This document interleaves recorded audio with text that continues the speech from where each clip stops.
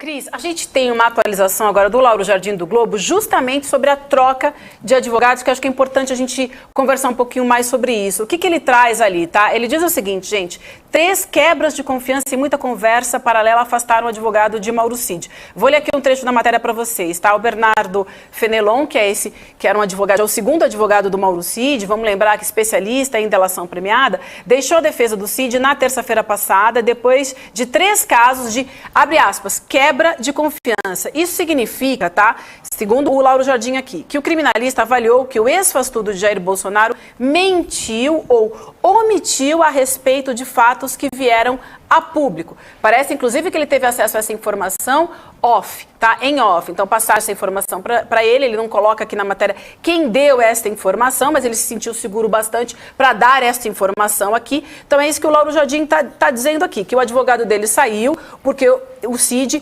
mentiu ou omitiu a respeito de fatos que vieram a público. Oficialmente, nota oficial, o que o Fenelon disse foi razões de fórum íntimo para renunciar à causa. Esses seriam motivos suficientes, mas havia também, aí tem um pouco a ver com o que a Cris trouxe aqui pra gente, desconforto em relação a muita conversa o que a Cris trouxe pra gente aqui, também um desconforto em relação a esse envolvimento de muita gente falando e dando opinião sobre a defesa e tudo mais. Mas a gente tem aí esse fato que é bastante importante para a gente prestar atenção, né? O que seria essa mentira? E aí ele fala aqui também que uma situação de muita conversa paralela, porque a gente sabe que essa relação advogado e cliente, normalmente os advogados, né, que trabalham da maneira correta, se realmente o cliente ele tem um envolvimento, ele tem algo, ele tem culpa, o advogado orienta que, bom, então vamos lá, precisamos assumir essa culpa e vamos ver o que a gente consegue aí reverter, né? Então, deixa a gente aqui bastante preocupado agora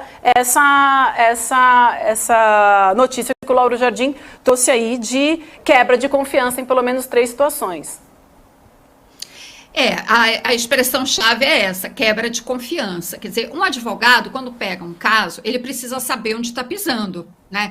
E esse caso das joias começou com aquela matéria do Estadão, com a tentativa do Mauro Cid de, na véspera do encerramento do mandato do Bolsonaro, pressionar, mandar funcionário lá na Receita Federal, em Guarulhos, para recuperar as joias.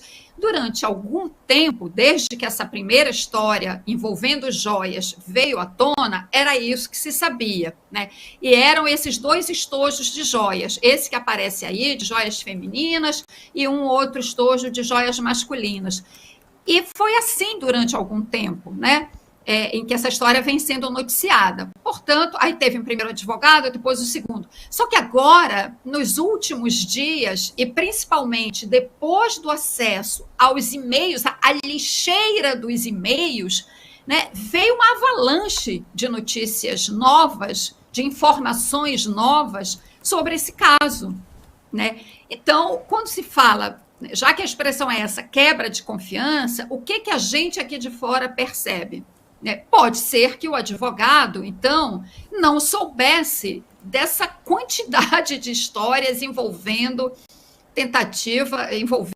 apropriação, em alguns casos tentativa, em outros apropriação de fato, porque tudo leva a crer que algumas joias foram de fato vendidas. Então, é uma avalanche de informações novas sobre essa ladruagem envolvendo as joias. Um advogado, quando pega qualquer caso, precisa, como eu disse, saber onde está pisando para poder formular a sua estratégia de defesa.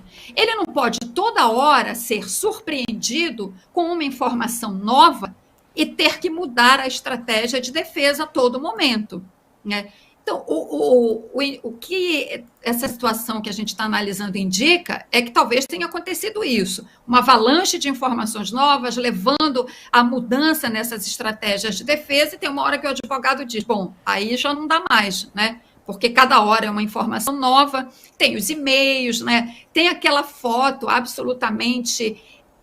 Aquela é uma situação bizarra, né? Da foto em que o pai do Mauro Cid tira a foto do objeto, né?